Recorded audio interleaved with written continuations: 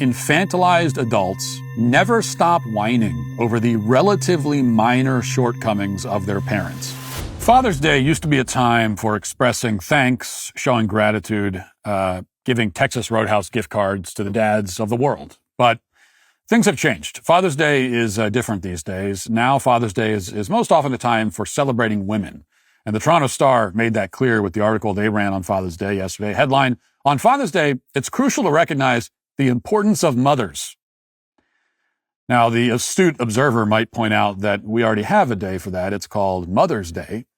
We also have many other days set aside for women. There's International Women's Day, Equal Pay Day, Women's Entrepreneurship Day, International Day of Women and Girls in Science, International Day of Women in Mathematics, International Women in Engineering Day, International Day of the Girl, and of course, Women's History Month, and just for good measure, Breast Cancer Awareness Month, which even the NFL observes by outfitting their players in pink all month long. And amid all these days set aside to remember, celebrate, appreciate, talk about, raise awareness for women, there is just one dedicated to heterosexual men. And the Toronto Star wants to make sure that we take even that day away and give it to women. Because heterosexual men cannot have a single day for themselves. But I may be slightly exaggerating because, of course, it is okay, even encouraged, to spend a little time on Father's Day acknowledging your father. That is, provided that you are lecturing him about all of his many flaws and scolding him for all the ways that he let you down.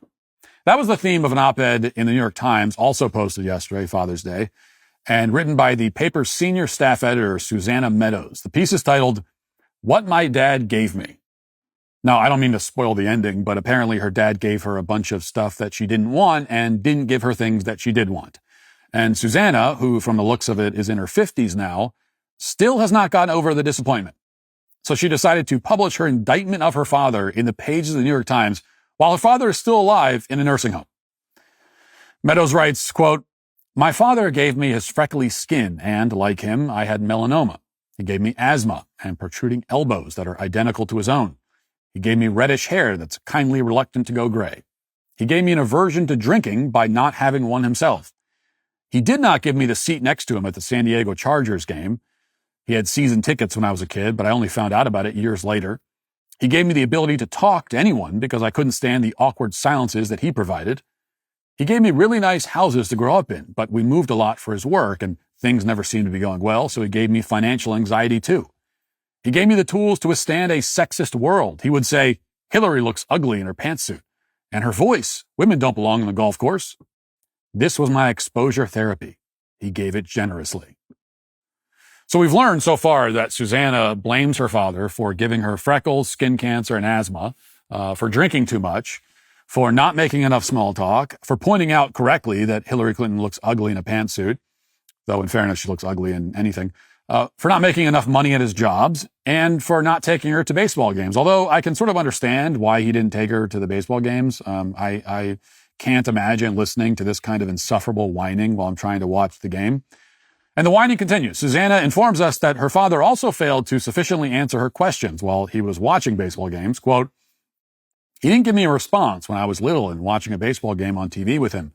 Why, I wanted to know, did the umpire call a strike when the batter didn't swing his bat? He couldn't be bothered to explain."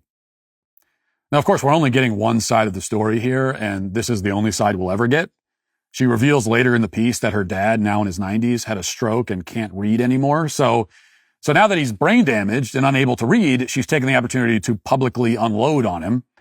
But remember, she's the good guy here. And still, if her dad was able to give his side of the story, I'm guessing, based on what I know about kids, that he probably did answer her question about the umpire like the first 15 times she asked it. It was on the 16th time that he started ignoring her. Or maybe he ignored her the first time. I mean, that would be rude. But it wouldn't justify publishing a hit piece about your own father in the New York Times on Father's Day. In the whole piece, there's only one allegation of misconduct that she makes against her father that, if true, would be seriously bad. She writes, quote, "Some things I took from him. His Fox News when I set up his cable. Copies of love letters he'd written to a woman who wasn't my mom that I found when I was helping him move. I gave him things too. I gave him disappointment when I was born a girl. Then I gave him grandsons."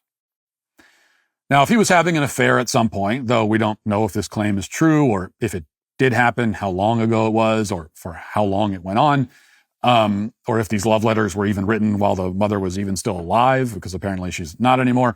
But if there was an affair, that'd be a very bad thing.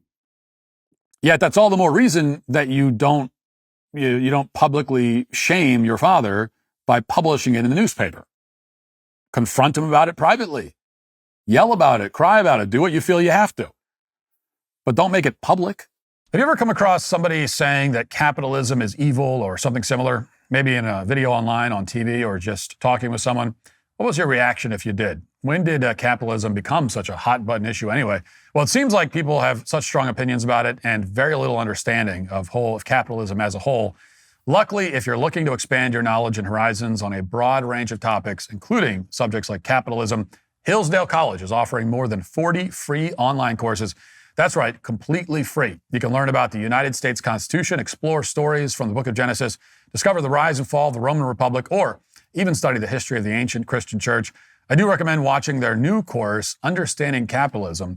In just 7 lectures, you'll learn about the role of profit and loss, how human nature shapes our economy, and why capitalism depends on private property rights, the rule of law, and freedom. You'll also discover why capitalism actually encourages morality rather than undermining it, like today's varying political agendas would have you believe. Understanding economics and capitalism empowers individuals and societies to make informed decisions, evaluate policy impacts, and anticipate market changes, ultimately creating more prosperous communities.